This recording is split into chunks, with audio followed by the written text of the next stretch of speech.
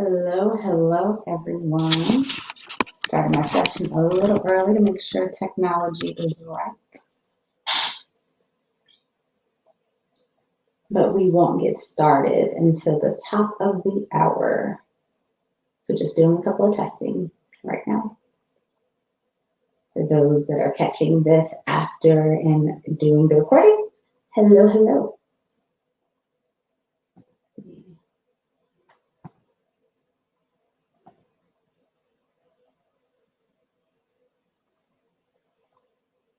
Awesome.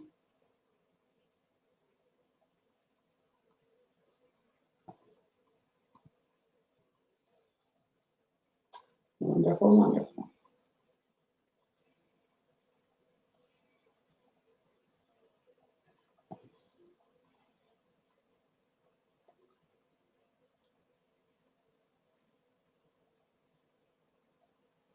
All right, again, I am just testing. We are a couple minutes early, so as people come in the room, feel free. We won't get started to the top of the hour, but just making sure all technology is working.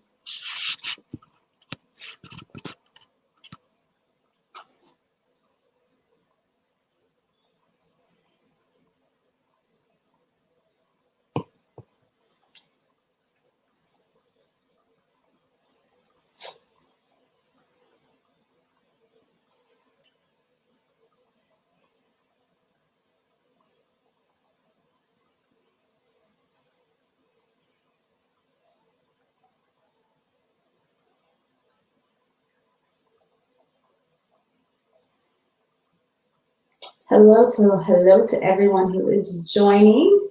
Again, I'll get started in a couple of minutes, just making sure my technology was right, but we will get started at the top of the hour.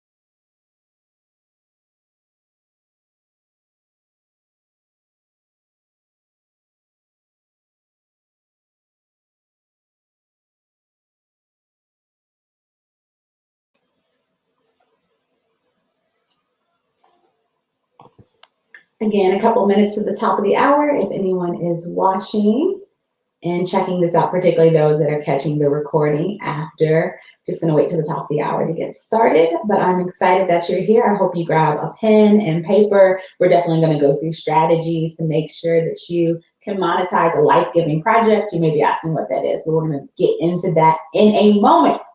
I am excited to be with you today, but we're going to get started in just a moment.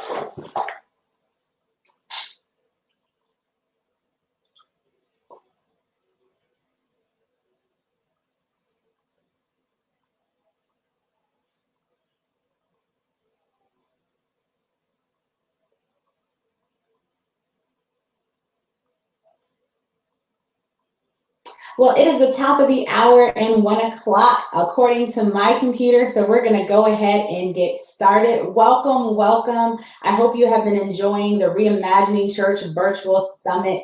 It has been amazing, great information, great conversations. And so I am so excited. I am Natasha Nedrick. I am an empowerment coach. I am a minister, and I love helping to propel people do take their gifts outside the four walls of the church. If there is any time, I think the pandemic has taught us that we have to figure out ways to get outside the four walls of the church. And a lot of times we are taught that our gifts kind of have to be contained in the four walls. We ask you what ministry you're serving in and how you're engaging in the church. But sometimes God has called us and gifted us to be able to have gifts and talents that really serve our community, that really serve the people who are around us, not necessarily in the church, but outside the church. On top of that, God has gifted us for the reason of being able to produce an income and produce wealth. And so I am so excited to present Pandemics Don't Cancel Purpose. I said pandemics because now on top of COVID, there have been so many racial tensions, and that itself has been a pandemic. There's been all this political turmoil, and that itself has been a pandemic. But all these things do not cancel the purpose that God has placed inside of you. There have been dreams, there have been goals, there have been things that you have been telling yourself likely for years that you want to do, that you need to accomplish, but you haven't been able to do it because you haven't either put the energy into it or you thought there was going to be time down the road.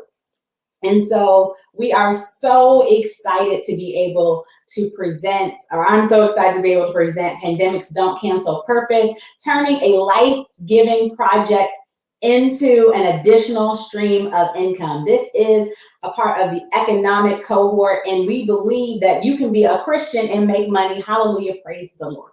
And so we are so excited, so excited. If you are watching live, feel free to go into the chat. You can speak. I'll have my computer up. I have multiple monitors, so I'll be able to monitor the chat. So if you have questions, feel free to put them in the chat. I'm about to start sharing my screen, but again, additionally, if you want to get this PowerPoint, it is also available to you. So you don't have to write down everything, but you may want to write down those details that are pertinent to you. So let's go ahead and get started. I'm excited. Okay. So we're going to share, and hopefully you are able to see that now. Pandemics Don't Cancel Purpose. We are at the Rethinking Church Virtual Summit. And I am excited. Again, I'm Natasha Nedrick. I'm your facilitator at the moment, and I hope you are ready to get going because I am. All right. So just a little bit about me for those of you who aren't familiar. I have 10 years of experience in both nonprofit and corporate America, in church ministry as well. I love to activate faith-based entrepreneurs and professionals to unlock their purpose, monetize their gifts, and build wealth, right? I already told you, I believe your gifts will be able to produce wealth for you. God didn't give them to you just so you can sing the choir. God didn't give you a gift just so you can serve on the usher board or be a minister, but God gave you a gift also to be able to pay your electric bill, to be able to buy the home that you want. And so we know even in the Bible, it tells us that we should have multiple streams of income. And I love being able to empower people to do that work. A lot of times we won't take the time to invest in ourselves. So I'm thankful that you are here. And I want you to consider an investment in yourself, to consider how you are going to make money, how are you going to produce wealth by the end of this year. By the end of this year. All right, let's keep going. So what are we going to do? We're going to discover your project. You may walk in here and say, I didn't know I had a project, that I was supposed to have a project. We're going to talk about what that is in a second, but you're going to discover your project. You're going to align your project, and then you're going to monetize your project. All right. So the first thing we have to do is discover what is already inside of you, the thing, the purpose, the thing that you keep saying, I'm going to get to. I really want to do it. I work with so many clients, and I've had one, and she keeps talking about writing these plays. She keeps talking about it. She is in IT, but her passion is in writing plays. And it's a passion project or a life-giving project for her. I have other clients.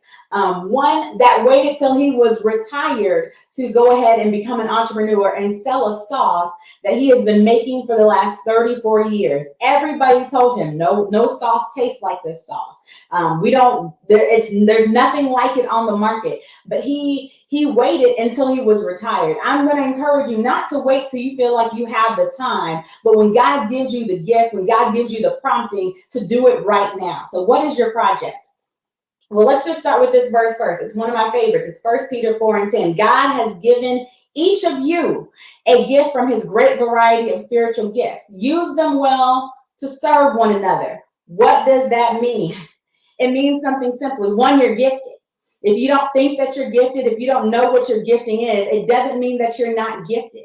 By the very fact that you are breathing, by the very fact that you are alive, it proves, according to scripture, that you are gifted. Because God has given you something and it is unique. It is something that somebody else doesn't have. It's something that the way you do it is going to be able to impact somebody else in a way that no one else can. And someone is waiting on your gift. This is what scripture says. It says, use them well to serve one another. What else does this mean? It means your gift isn't for you. I know. Now, giving your gift, I'm going to tell you, your gift is going to make you money, but your gift isn't for you. Every time you wait on doing that passion project, that life-giving project, even that legacy project that we're going to talk about, there is someone out there who needs it, who's been waiting for your encouragement, your words, your product, or your service. And because you are delaying it, you are delaying them from being able to move to their next step. Because we literally depend on each other. That's what this scripture means. And so we need to be able to propel each other. We need to be able to encourage each other, even if it is through products and services on the market, okay? So let's keep going. All right, so before I formed you in the womb, I knew you. Before you were born, I consecrated you and appointed you to do what? To do what? We know Jeremiah's story, but I'm now asking you, what has God called you, purposed you, consecrated you, appointed you to do in this season? And this is an important word when I say this season, because sometimes we get so stuck on what God called us to do 5 years ago, what God called us to do 2 years ago, what God was calling us to do before the pandemic, what we think God is going to call us to do after the pandemic. But my question is, what is God calling you to do right now at this very moment? Think about the season you're in, the time, the people who are surrounding you. What has God made this moment, allowed this moment? How has God allowed this moment to happen in your life? And how can you do something different to shake it up, to transform the moment? Because there's something inside of you. I believe this, there's something inside of you that literally needs to be birthed. There's this idea you had, and you may be thinking, I don't know how to change it. I don't know how to transform it into a business. I don't know how to make money off of it, but I know it's just something that I want to do. I'll help you with how to make money off of it, how to monetize it, how to structure it. But what I need you to do, the thing that I can't do for you, is tell you what God has placed inside of you. That's something that I want you to think through right now. And as you're listening, for those that are live and even those that will watch later, I want you to think through and just pause for a moment and say, what do I know that God has called me to do that I've been putting off? What is it? What business is it? What book is it? What additional stream of income is it? There's so many things that we keep saying. If it wasn't for the pandemic, when I'm done, when my kids get out the house, when my kids get a little bit older, we keep saying we're going to put it off. We're going to get to it eventually. The truth of the matter is, if God gave it to you now, he probably wants you to work on it now. There's a reason he gave you the prompting now. And a lot of times we've been disobeying and we've just been complacent because we're also sometimes scared. But I want you to consider and to focus on the thing that we know that God has called you to do. And ideally something that you can monetize, that you can produce wealth with it. Because we also know that God wants you to prosper. And this isn't just like some prosperity gospel message where God just wants you to be rich. But the truth of the matter is, God did purpose you and gift you, and he plans on using those gifts, those things that he's placed inside of you to produce wealth. Yes, you're going to serve other people. Yes, you're going to be a blessing to someone else, but you're going to produce wealth.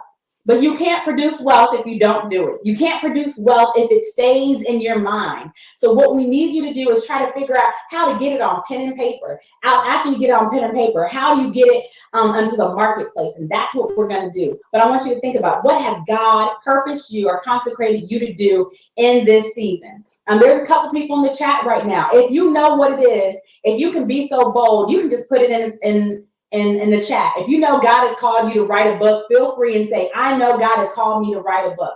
I know God has called me to to start I have a friend that's a dance studio for her, and she knows this, right? Write whatever it is in the chat. If you're not sure, you don't feel comfortable putting it there, write it down. Just go ahead and declare what it is. We know God has declared something in your life. He's appointed it not for your next season, not for the last season, because some of us think, well, I didn't do it before. God gave it to me 10 years ago. Okay, I know. I ain't mad, because some of us know that God gave it to us a while ago. But if you're still here and God is still speaking it, that means there's still time. So don't worry about the fact you didn't get it done in your last season. It's now time to get it done in this season. What are we going to do by the end of 2021? All right. So let's talk about the different type of projects. There are two different types of passion projects I like to talk about. Life-giving projects, right? You see how excited I am? I'm talking about life-giving projects, because your project shouldn't drain you. All right, there's so many things that we do for other people and it drains us. I'm not talking about that project. I'm talking about the thing that when you wake up, you get excited about. I'm talking about the thing when you wake up and you start thinking, oh my gosh, I can't wait to do this. If only I had time. If only I had the resources. If only I had money. This is the project that we're going to get started on. It is a life-giving project. What is that? It is a vision or desire you want to fulfill as part of your life work to serve others, right? It is a vision or desire you want to fulfill as part of your life work to serve others. That's broad. I can't tell you what your life-giving project is, because the truth of the matter is what's life-giving for you may be life-draining for me. But God has placed it inside of you in such a way that it is going to be the thing that is going to produce so much life, so much wealth, so much abundance, because it is something that is life-giving for you. This project will always center on your proficiencies, your passion, and your purpose. We will get into that later and why that is so significant. Because sometimes we focus on projects that are not life-giving. They may be something that we have proficiencies in, but we're not passionate about. We get this at work, right? You've been at work before, and somebody realized that you're gifted and you are skilled at doing something that you can't stand. Come on, I know we're not in church right now. I don't need you to say hallelujah or amen or type in the chat. But what I just need you to do is acknowledge that sometimes you do a whole bunch of stuff for other people that you can't stand doing, right? I'm not talking about that. I need you to be proficient, but I also need you to be passionate. I need you to it needs to be purpose-filled for you, because that's gonna give you the energy to complete the project. Sometimes we've leaned on one side or the other, and we'll get into that in a little bit, but that's what a life-giving project. So I want all of you to think, what could be a life-giving project for me that is going to help me produce wealth? Because again, I'm here to help you make money. This is part of the economic cohort. The other thing for some of us, your season of life you're in, not only do you want it to be life-giving, but you want it to be about your legacy. Legacy. What is a legacy project? It is an intentional plan to pass down your legacy through business development, through writing and creative projects. Right? Some of us are in the season of life where we want to make sure the things that we have, the information that we have, the knowledge that has been passed down to us, can be passed down in a structured way, right? Not just in our words, not just in the fact that we're just going to tell somebody a story about how back in the day, this is how it would all happen. But you're going to actually create a business model that can be passed down. So you're not just going to give somebody your recipes, you're going to give somebody your business, right? You're not just going to give somebody, you're not just going to tell the story, you're going to write the book. And you're going to create both active and passive streams of income through a legacy project. That project centers on your knowledge you wish to impart as part of the impact you desire to have, right? So I want you to think, is it a life-giving project for you? Is it a legacy project for you? However God is prompting you at this moment, I want you to think about how you are going to implement it. And again, I'm about to give you the tools and the strategies. That's why I hope you have a pen and paper. If you don't have a pen and paper, I know we are in the world where you can just take notes on your phone. Do whatever you have to do, but I want you to write this down and declare and decree some things that you're going to complete before 2021. All right, so we have our life-giving projects. We have our legacy projects, right? And I want you to do what? Focus on one of them. One of the issues that we have often is that we do too much. All right, be honest with yourself and say, I do too much sometimes. The reason you don't accomplish all your goals is maybe you set too many goals. You're trying to do everything at the same time, and it's just not realistic. And so if you want to be able to be successful, you have to also realize how you need to limit yourself. You need to say, you know what, for the next 5 months, for the next 6 months, this is where my energy is going to go. Every time I have a free moment, I'm going to put it into this one thing.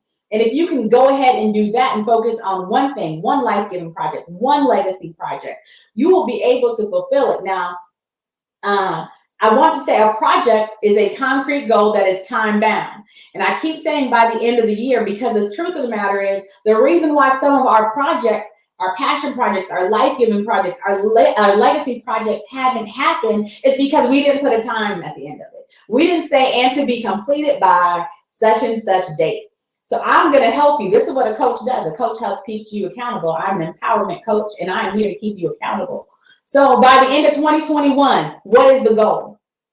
Now, if you make the goal too lofty or too big, it may be too difficult to obtain. If you make the goal so small, you may be able to obtain it, but you also may not have that satisfaction of being able to say, I really completed something. Sometimes we don't have enough faith in ourselves, so we say, I'm just going to do this little teeny piece. Well, I don't need you to think about a little teeny piece. What God-sized project, there we go. What God-sized project can you complete by the end of 2021? I want it to be God-sized. I want it to be something that you cannot complete in and of yourself, but something that you know God has called you to do. And since God has called you to do it, He is going to give you the provision. He's going to give you the resources. He's going to give you everything you need to be able to fulfill it in 2021.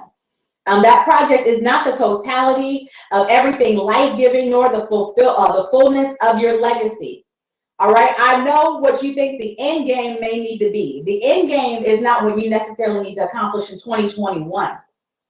For so many of us, the reason we can't get through to the next thing that God is calling us to do is because we are so stuck on the end game. I want it to look like this at the end. But because you're so focused on the end, you can't get to the beginning. You can't get through the middle. And so let's think about it in increments. What can you do that is concrete, that you can complete by the end of this year, 2021? One focus, one project to achieve by the end of 2021. And so I'm hoping that you're thinking through that. If you're in the chat, go ahead. In fact, if you are open and you would like, you can go ahead and I know there's capacity to be able to also bring you on stage.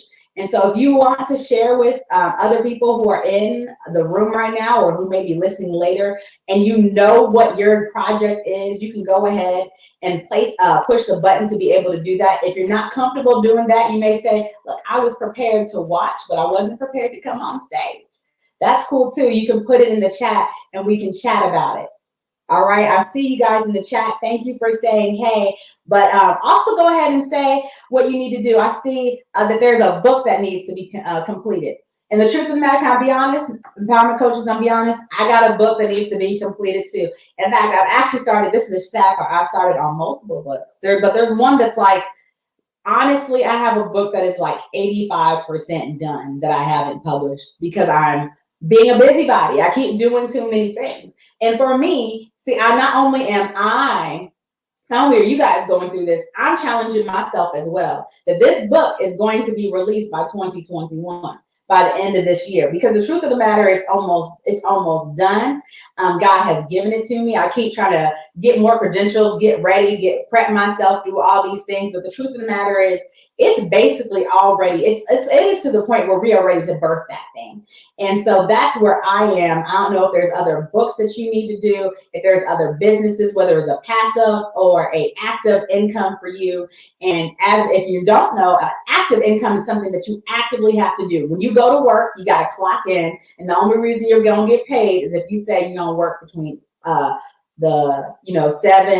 to 3, whatever your hours are, 9 to 5. That is active. But you also want to think about, how can this be passive? What project can you do that can produce passive income? So that book for you is going to be a passive income, because once you write it, you can keep making money off of it as you're not working, right? And so we need to be thinking about these things. Ponder as we keep going, because the next section is really important. Align your project. So as you're thinking about that life-giving project, as you're thinking about that legacy project, you need to align yourself. What does that mean? I talked about this a little bit earlier. Proficiencies, passions, and purpose must align. If you don't align your proficiencies, passions, and purpose, you will experience burnout no matter how well you plan your project. Hello, somebody. Ever experienced burnout before? It is likely because you were not aligned. That you may have been really passionate about it. You knew that God had given you an idea. You knew that God has given you, and for some of us, for those visionaries who are out there, God gave you this idea. And sometimes God will give you the idea and you're not even proficient in that area.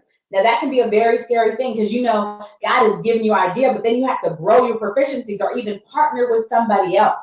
But when everything isn't aligned, and it starts tearing you down. And so that proficiency, your passions, your purpose, all have to be aligned for the project to work, for you not to experience burnout. And that is something that it can be very difficult. So what does this mean? Your proficiencies, a high degree of competencies or skills or expertise. God has equipped you through natural abilities, developed skills, life experience, education, and spiritual gifts. So I want you to think, what are you proficient in that is unique, that is different from other people? Just ponder about yourself. What is it that you can do that other people can't do? One thing that I know for myself that I am proficient in is I am able to work in multiple spaces. What do I mean by that? I have worked in church space, both in denominational life and others, in both predominantly white space and predominantly Black space. What does that mean? It means I can probably code switch pretty well, right? I can do both. But that is a proficiency I have. I have other friends, and they're like, not only is that not a proficiency, they're not passionate about it, they're not interested in it, that's not their thing. What are you proficient in? What skills has God uniquely given you that you can craft and you can shape into something that is going to give you money? You can go ahead and put that there. If there's something that you are proficient in, that no one does it like you. The way you bake your cookies is unique. I had one of my clients, oh my gosh, I don't know why. I have so many clients that can bake. It is a ridiculous thing, because it makes me have to work out a lot. And I'm not going to say it's annoying, because I really like their products. Like, they can cook. But I have one, and she can bake. Her expertise is in cinnamon rolls. But she made these cookies, and they were just chocolate chip cookies. But the way she had this hint of cinnamon and nutmeg in it, I've never had a chocolate chip cookie like that. Like, she is proficient in being able to bake. What can you do that you are completely proficient in? It doesn't mean that there are other people who are proficient. Sometimes we think, what can I do that no one else can do? Don't worry. God is going to create your own lane. God has given you your own space. God has given you your own sphere of influence. So you don't have to worry about the fact that other people may be proficient in this area and that other people are doing stuff too. That is not your primary concern. What you need to know is what you're proficient in, and to be able to focus on that. So think about, what are you proficient in? And what are you good at? What makes you unique? What is the next thing we need to talk about? Your passion. Here we go. It is an intense desire or enthusiasm. And so this is a question that you can answer out loud for yourself. We're going to pause for a second, because I always talk about what's life-giving. So if you don't understand when I say life-giving, just answer this question. What is the most life-giving activity you did this year? Right? What is something that you really enjoyed? And yes, it's been a whole pandemic, but if you think about it, there's something that you have done this year that has been life-giving. Something that just maybe you were planning it, maybe you weren't expecting it, but when you did it, you just realized, wow, all of my energy, I love this. And one of the things for myself that I realized is I actually really love doing events. I love doing events, not just virtual events. I also learned that during the pandemic, that for some reason I can do fine talking to a camera and just sharing. But I also love doing events in person. And I started doing this stuff with basically the seniors ministry this year and getting seniors to come out. And I realized I could talk to seniors all day. I don't know why. It's just life-giving for me. The fact that I can see they're getting out the house. They haven't been outside the house since the pandemic. A lot of them were kind of coming in depressed, but they were leaving energized and with friends, right? And that was life-giving to me. What has been life-giving for you? Because again, I believe that everything you do in life, even when it comes to making money, shouldn't make you miserable. It shouldn't be depressing. And on that note, let's answer the second question. What was the most life-draining activity you did this year? This is going to inform you as well. The things that are life-draining can inform you about the type of work that God is either calling you to do or correct, right? Because sometimes when you experience something that's life-draining, it's life-draining because if you were in charge, it wouldn't happen. It wouldn't happen like that because you have the skills, you have those proficiencies. And if only you were in charge, it wouldn't have gone down like that. It wouldn't have been life-draining. But because somebody else didn't have the proficiencies to be able to put things in place, it became life-draining. Sometimes you realize, man, I did something, I was great at it, but I can't stand it. Yes, I'm good at numbers, but I don't like accounting, right? And if that's your testimony, you don't want your project to be doing something that purely you don't like, that you don't enjoy. And I believe that God is going to give you in this season something not that maybe 100% of the time is life-giving, but most of the time is life-giving. Yes, there will be aspects that you're like, okay, I got to go through this. We got to go through this paperwork. We got to file this LLC. We got to do these things, and maybe that's tedious. But let's focus on what can be life-giving. So when you think about what was life-giving and what was life-draining, that will help you determine what direction you need to go, what you're passionate about, what gives you energy, right? And sometimes we just need to ask ourselves, because if we focus on what was life-giving and what is life-draining, sometimes we rearrange our lives. We rearrange the way we order things and prioritize things. Because isn't it interesting that for so many of us, a lot of our time is spent doing stuff that is life-draining. We spend our time doing things that we can't stand because somebody else said that we do it well. And we at the end of the day, we're like, ugh, I can't stand this job. Well, you know what? Go home and then start this new business, start this new life-giving project or this new legacy project that is going to be life-giving, right? It not only is going to make you money, it's going to make you happy. It's going to give you joy. And so those are the things we are so excited about. What else do we need to talk about? Oh, your purpose. Your purpose, your purpose, your purpose, because you got to be on purpose. The reason you were created and exist. What is the reason you were created? What is the reason that you exist? You can maybe, if that's hard to kind of contemplate and get around your head about the reason you were created and the reason that you exist, maybe you can answer this question. What problem do you want to solve? What problem do you want to solve? When you see it and you go to work and you're like, oh my gosh, this is so simple. Or you see a problem in your community. For one thing that I know I can't stand, like the lack of Black-owned businesses. And I'm in Atlanta, y'all. It doesn't make any sense that I live in a Black area. I live in a Black area where people, my neighbors have amazing resources. My neighbors have amazing skill sets that they are gifted. But when I go to the local stores up the street, they're not always Black-led. They're not always Black-owned. And so one of the problems I want to solve is to be able to get more Black-owned businesses, to be able to get people to be able to believe in the gifts that are inside of them. So what do? I do things like this. That's how it's a problem I want to solve. So I need to encourage you. I need to encourage others. And what problem do you want to solve? What community do you want to impact?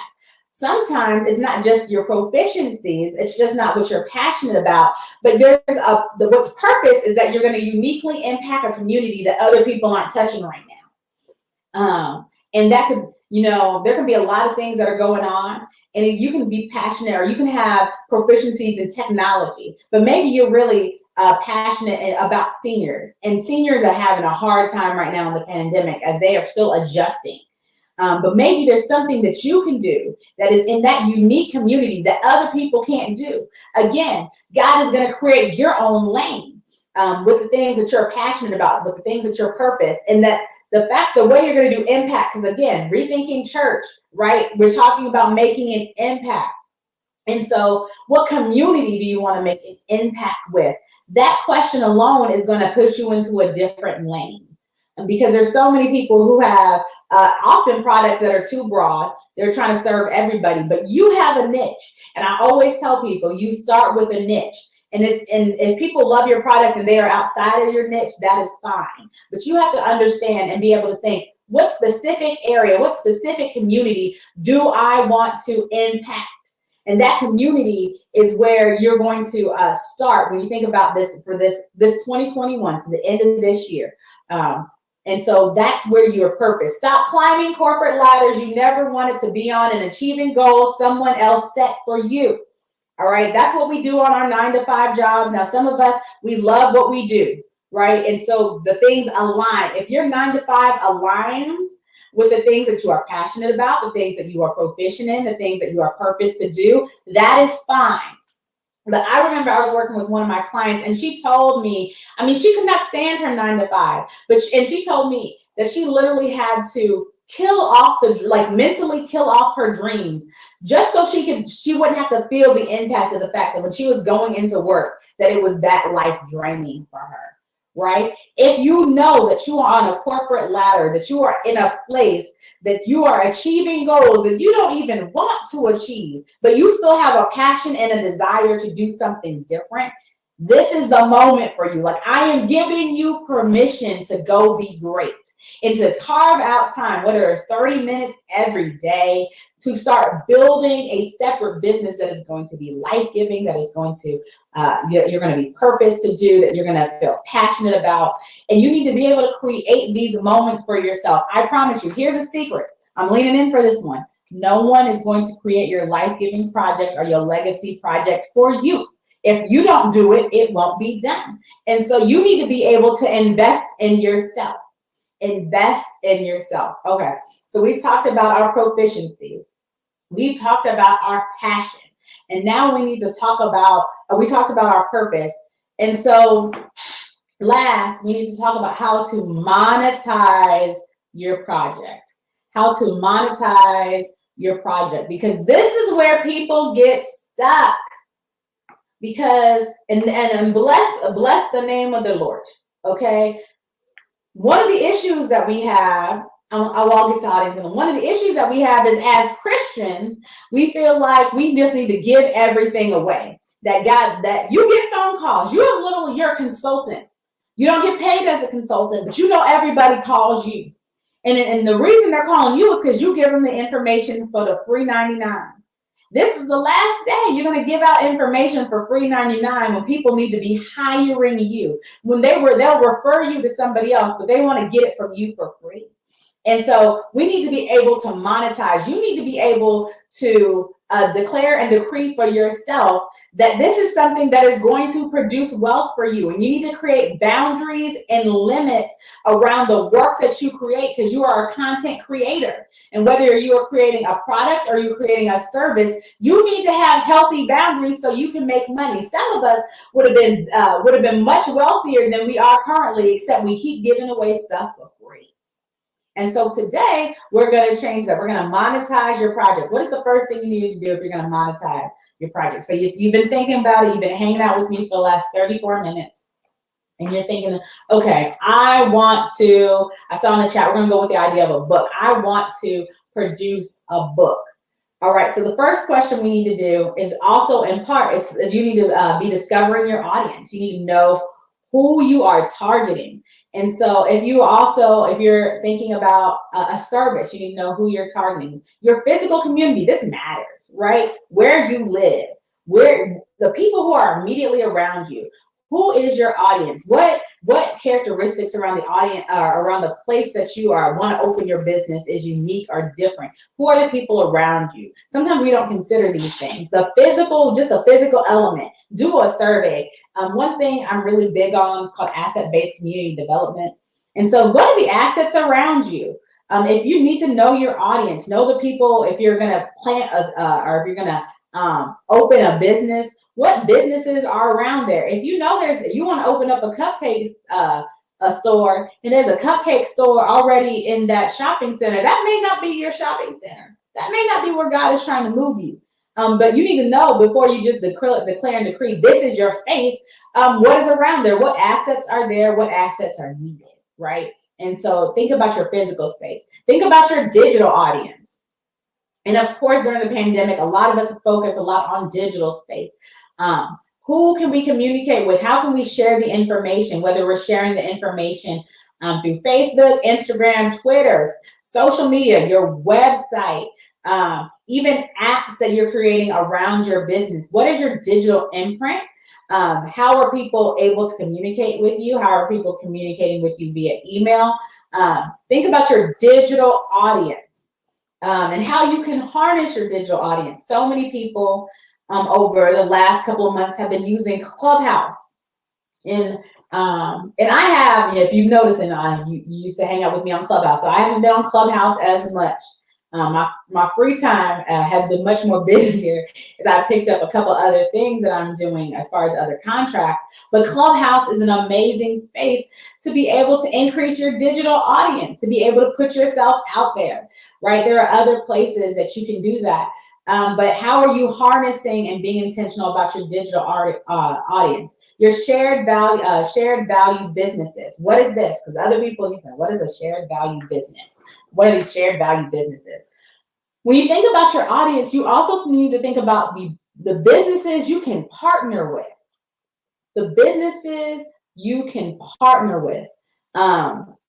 So if I am a consultant, I don't necessarily need to down every other consultant. I don't need to just try to knock down other space, because the truth of the matter is there are places where our businesses might align because there's a shared value.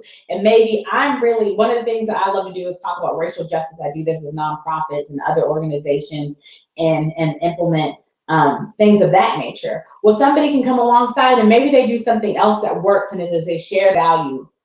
And a lot of times in business, you do better doing things together than trying to go it alone. And so think about where your shared value businesses are. How are other people doing it? How are they doing it well? Not only can you figure out what you can learn from people, because that is useful as well, but how you can partner and come along somebody. All right, for those of us that are already, you've done this before, maybe you've produced something before, but you're not doing now. Think about your current, your past, and your ideal customers. What does that mean? Who are currently in front of you? If it's your audience, one audience member is the people who are currently buying your products, the people who are currently buying your services, or if it's something that you've done previously, the past customer, the people who previously bought it. Think about them. Have them in mind as you're doing this. What is the best way to reach them? What is the best way to communicate with them? Different audiences communicate differently.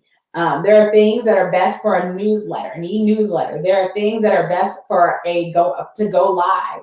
And you have to know where your customers are. You have to know even your past customers, because even if you're not actively doing something, sometimes you think you have to start from scratch. Don't start from scratch. Think about those people and how you're going to bring them along. And this last one is important, your ideal customer, your ideal client. The reason this is so important, because sometimes, especially when you're getting started, you get caught up with people who are not your ideal client. They're not your ideal customer. And so they like the ideal of your business. They like the ideal of what you're selling, but they may not have the income. They may not have the peace of mind, the presence to know that this is really what they need in their life. And so they want to shortchange you. And so you need to know where your ideal client, if you are an event planner and you like high-end events, your ideal client is not somebody who wants to do something at McDonald's. Not a knock at McDonald's. I'm sure you can do a wonderful baby shower at McDonald's, perhaps. But if you like to do high-end events and want to do high-end planning, your ideal customer isn't somebody with McDonald's money. You need somebody who has a much higher threshold in their wallet to be able to work with you. And you need to know who your ideal client, because that's going to be the way you're going to brand. It's the way you're going to market yourself. And you're going to say no to some clients so you can have the ability to say yes to some clients. And that's why it's important to know who your ideal clients are. What else do you need to do? as we are wrapping. I hope this is helpful for you. I hope that you are thinking, what else you need to do? You need to build a team. Okay, I know you think that you can do bad all by yourself, but that's a lie. It is a lie. Just because God gave you the idea, just because God placed an unction in your heart, does not mean you were to do it all by yourself. That is where a lot of us go wrong. We do not surround ourselves with a team. Who do you need? You need a coach. A coach will hold you accountable, helps you find clarity, helps you overcome obstacles. That's one of the things that I love doing. If you don't have a coach and you would like a coach, contact me, reach out to me. I'd love to do this work. It's something I'm passionate about. It's something that I love to be able to push people, hold people accountable, have clarity sessions. That's what I do. You need a coach on your team. Who else do you need? You need a mentor, and a mentor is different than a coach.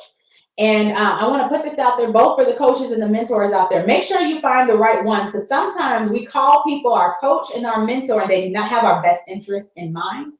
And because this is Rethinking Church, and a lot of us are either in ministry or around a lot of people in ministry, that your coach and your mentor may not be your father or mother in ministry.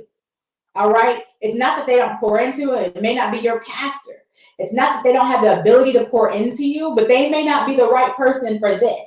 Because sometimes they're so busy also building that when they're trying to coach you, they're trying to coach you, help them, and not help yourself. They're not trying to necessarily have you achieve the goals that God has called you to do, because they may be focused on the things that God has called them to do. And it's not a knock. It is having healthy boundaries to realize who needs to be your coach, who needs to be your mentor.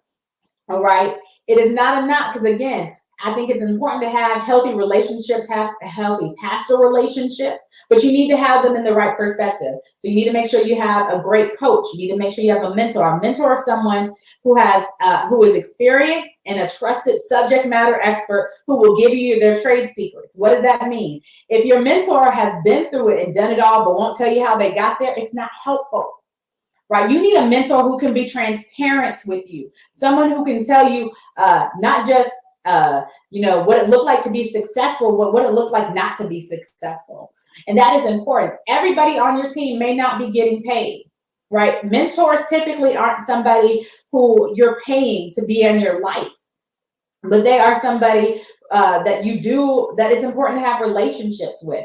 And so when you're going, especially if it is a new industry for you, look out for those mentors. Now, that means you're going to need to develop relationships, and that you're going to probably need to invest in them as they are investing in you. And that may not look like it's financial, but it may look like your time, right? But that is important and is key to being able to have your right team around you. What else you need? You need a financial advisor. You need a tax advisor, right? Some of us haven't been successful, not because God didn't give us a great idea, but because, baby, we didn't know the tax laws. Okay, don't get caught up.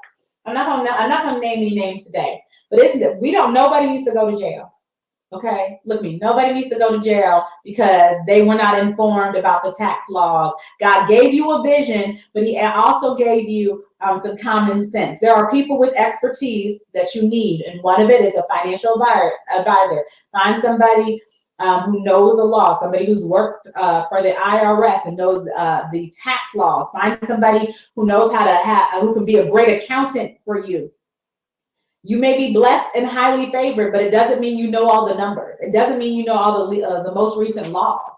And so do yourself a favor and get a great financial and tax advisor, right? These are things that are crucial and that are key. And you need people who are on your team that have this capacity. And even if you have that capacity, you may be so busy being creative that it's still better for you to give that space in your business to somebody else. And the last thing that's so important, of course, is a digital marketer.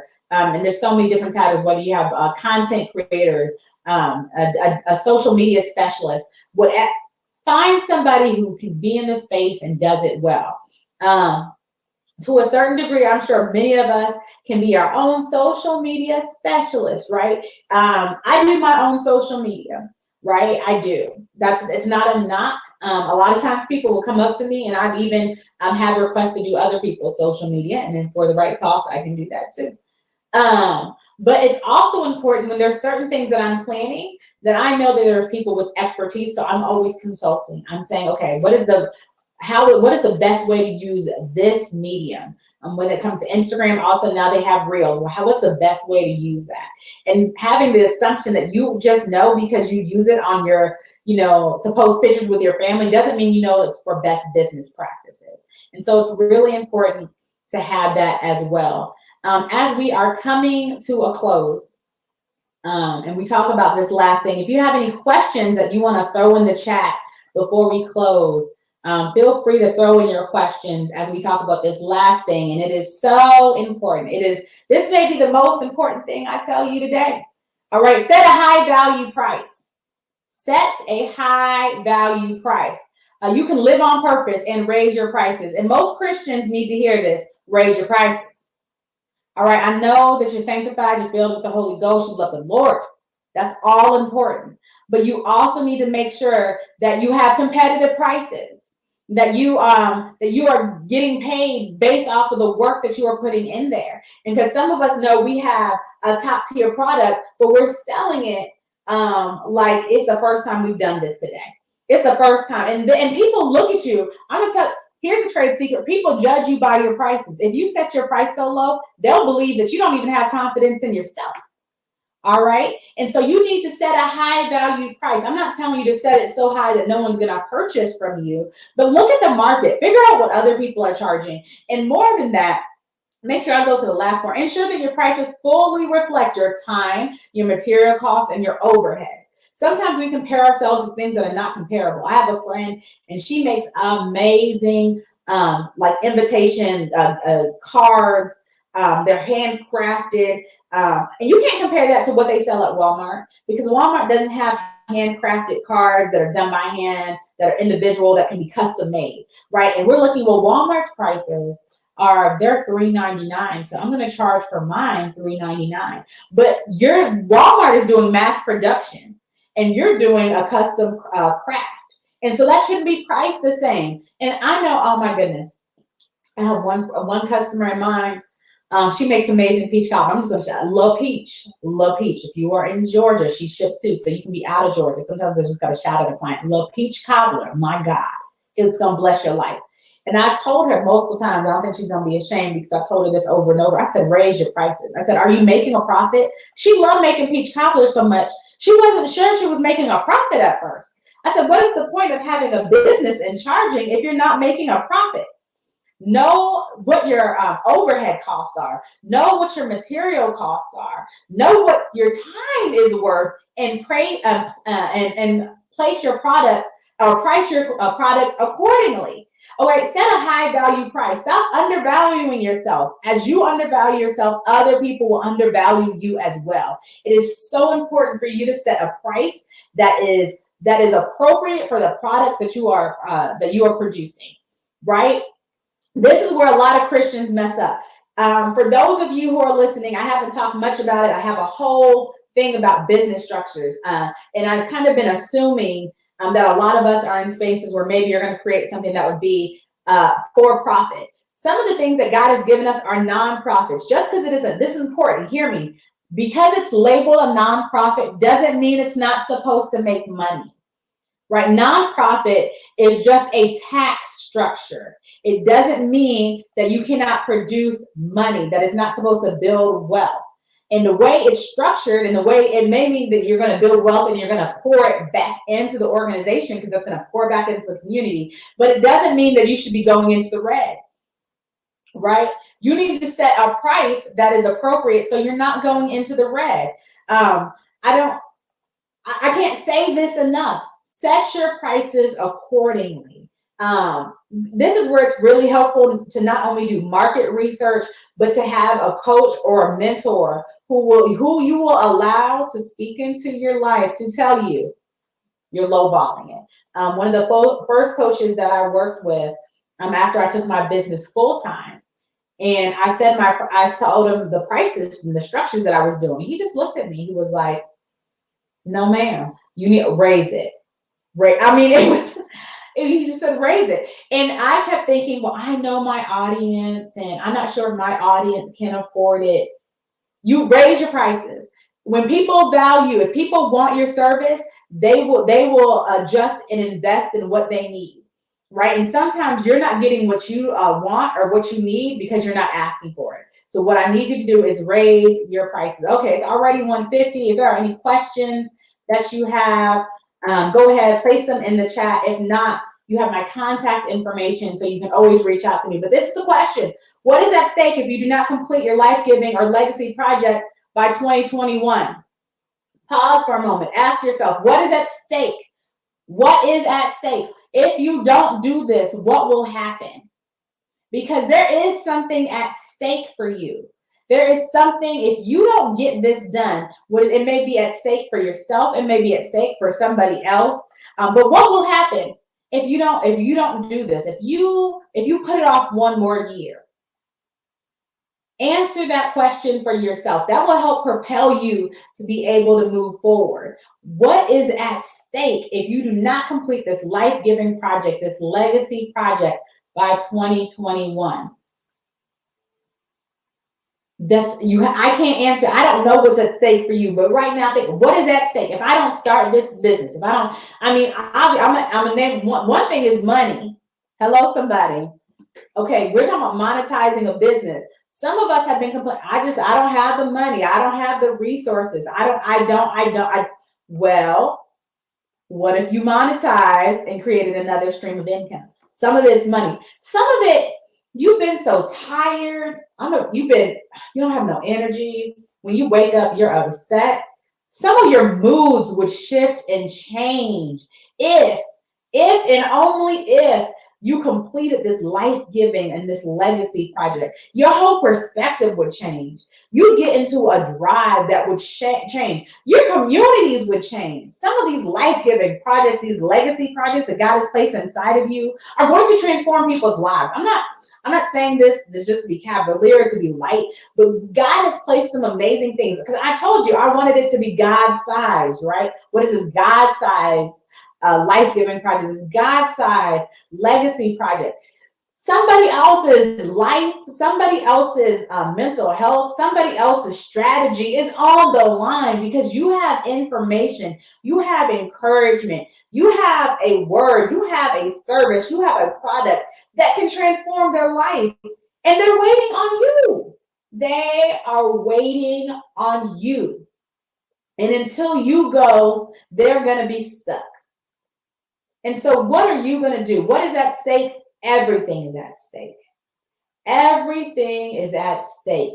And that's why this is going to be the year you are going to complete that life-giving project, that legacy project that then you've been putting off. All right. So again, I am Natasha Nedrick. I am so grateful to be here at the Rethinking Church Virtual Summit. I hope this has been helpful for you. My contact information is right here, so feel free to grab it. Feel free to reach out to me on social media. Feel free to email me or even call me. These things are so important. Again, you can go ahead and get the information. I believe if you click next to Pandemics Don't Cancel Purpose and that information icon, you can also get the entire slide presentation. If for some reason you haven't, you're not able to grab it that way, just reach out to me. I'd love to give it to you. And last but not least, see, this is what you get for hanging out to the end. I will be giving free clarity calls out, right? I'm a coach, and you may not be familiar with what that process is. So all of you get a free clarity session. It is a 15-minute clarity call. All you have to do is email me, call me, say that you saw me on Rethinking Church Virtual Summit, and it's yours. All right. I'm not going to tell you to go to some website and fill anything out. All you need to do is call me. Call me, say Rethinking Church Virtual Summit, and I'm going to go ahead and give that to you because I want to empower and equip. Even if you're watching this on the replay, hello, somebody, you can still do it. So it is available to all who are willing to go ahead and give me a call, all who are ready to get your next step, because you know that accountability is a piece of it, that sometimes you need that push, that you work out different when you're with a trainer than when you're by yourself. So go ahead, allow me to push you, allow me to take you further. Reach out to me. I hope this has been helpful. Again, if you have any questions, if you weren't able to, you may just be listening as you're driving and you haven't been able to be in the chat, reach out to me. You have that free clarity call. Thank you so much. I hope this has been helpful and beneficial to all of you guys. And thank you for hanging out with me and for the Rethinking Church Virtual Summit. I'm going to end now and allow you to get to the next session. You guys be blessed. Thanks again.